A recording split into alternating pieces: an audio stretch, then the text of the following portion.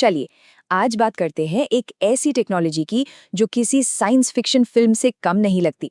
ये है जैव प्रौद्योगिकी या जिसे हम बायोटेक्नोलॉजी कहते हैं। ये वो विज्ञान है जो हमें जिंदगी के सबसे बेसिक कोड यानी डीएनए को बदलने और इस्तेमाल करने की ताकत देता है। आप यूं समझिए, ये सिर्फ साइंस नहीं है, ये तो कुदरत के साथ इंजीनियरिंग करने जैसा है। तो आज का हमारा सफर कैसा रहेगा? सबसे पहले हम ये समझेंगे कि बायोटेक्नोलॉजी आखिर है क्या। फिर हम उन कमाल के टूल्स को देखेंगे जिनसे जेनेटिक इंजीनियरिंग मुमकिन होती है। इसके बाद हम देखेंगे कि कैसे अलग-अलग डीएनए को जोड़कर एक नया रिकॉम्बिनेंट डीएनए बनता है। उसकी लाखों करोड़ों कॉपीज कैसे तैयार की जाती हैं और आखिर में ये टेक्नोलॉजी हम सब के लिए इतनी जरूरी क्यों है। तो चलिए सबसे पहले सवाल से शुरू करते हैं। ये जैव प्रौद्योगिकी असल में है क्या?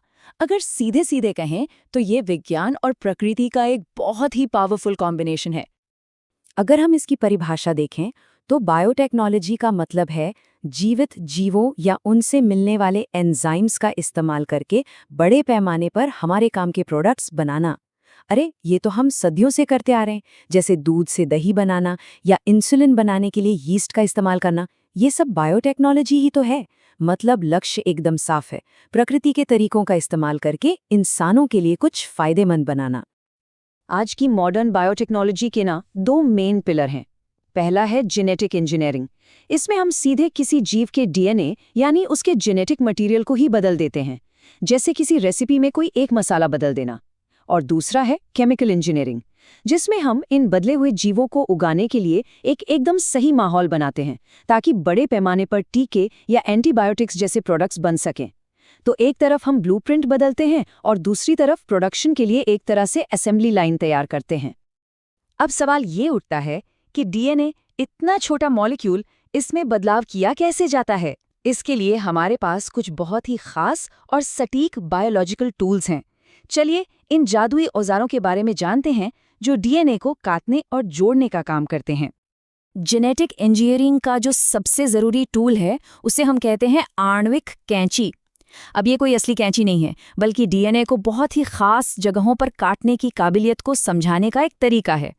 ठीक वैसे ही जैसे कोई एडिटर किसी वाक्य से कोई गलत शब्द हटा देता है, बिल्कुल उतनी ही सफाई से। इस आणविक कैंची का जो साइंटिफिक नाम है वो है रिस्ट्रिक्शन एंडोन्यूक्लियेज। ये कमाल के एंजाइम्स होते हैं जो डीएनए की लंबी सी चेन में एक खास सीक्वेंस को पहचानते हैं और कट सिर्फ और सिर्फ वहीं पर लगाते हैं। आर्बर, नाथन्स और स्मिथ की इसी खोज ने जेनेटिक इंजीनियरिंग के दरवाजे खोल दिए थे। तो ये एंजाइम्स आखिर पहचानते क्या है? ये पहचानते हैं एक बहुत ही मजेदार चीज को, जिसे कहते हैं पैलिंड्रोमिक सीक्वेंस।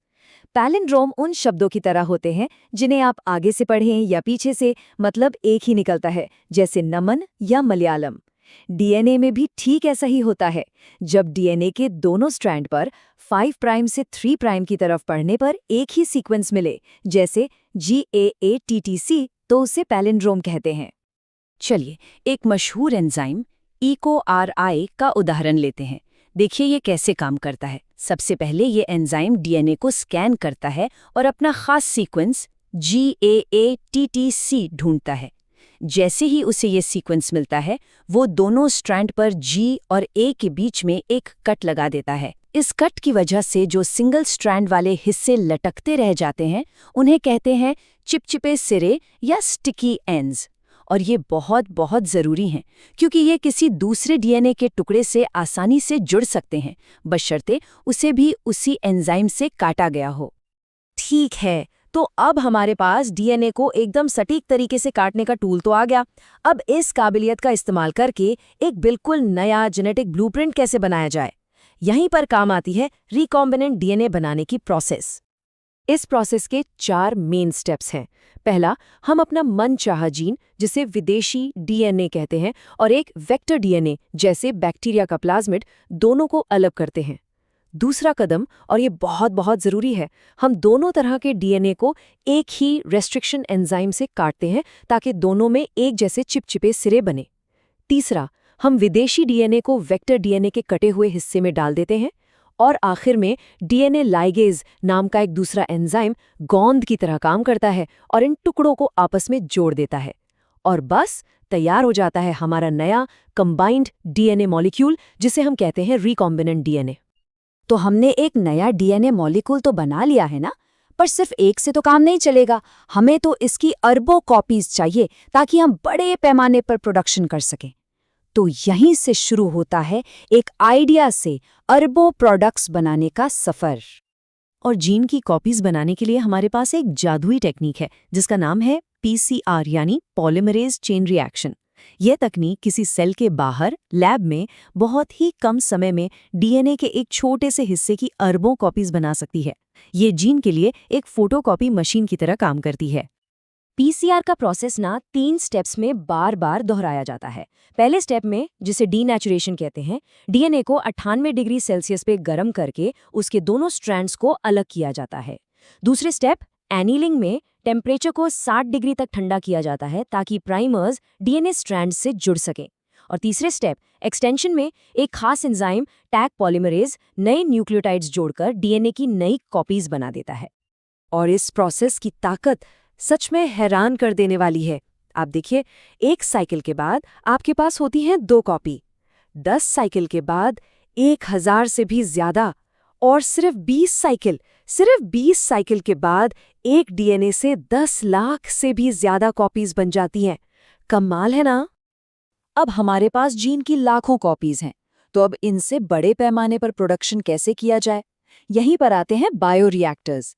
ये 100 से 1000 लीटर तक के बड़े बड़े बर्तन होते हैं जहां सेल्स को एक कंट्रोल्ड माहौल में उगाया जाता है ताकि वे हमारा मनचाहा प्रोडक्ट बना सकें।